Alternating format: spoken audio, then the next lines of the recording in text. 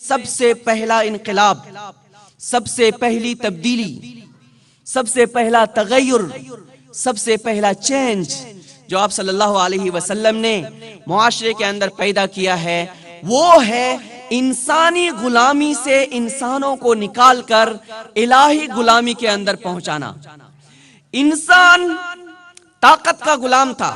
انسان عہدے کا غلام تھا، انسان شخصیت کا غلام تھا، انسان علاقے کا غلام تھا، انسان نظریے کا غلام تھا، انسان الگ الگ چیزوں کا غلام بنا ہوا تھا، اور اس غلامی میں جس کی غلامی کرتا تھا اسی کی پرستش کرتا تھا۔ ایک قبیلے کے اندر ایک لیڈر ہے تو قبیلے کے تحت جتنے لوگ تھے سب اس کے غلام تھے۔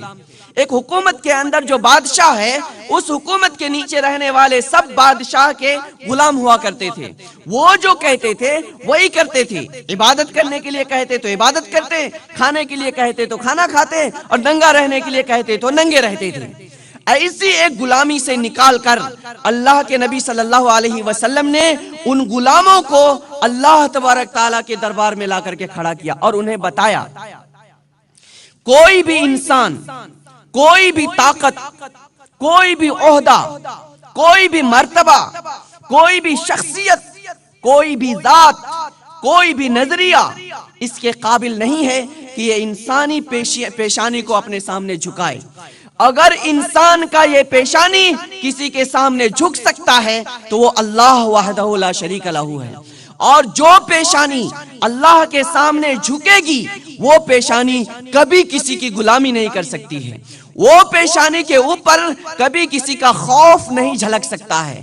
اس پیشانی کے اندر کبھی کسی چیز کی لالچ پیدا نہیں ہو سکتی ہے، وہ کبھی غلامی قبول نہیں کرے گی۔ سب سے پہلا انقلاب انسانوں کے اندر آپ صلی اللہ علیہ وسلم نے یہ پیدا کیا کہ انسان ساری چیزوں کا خوف، ہر چیز کی بڑائی،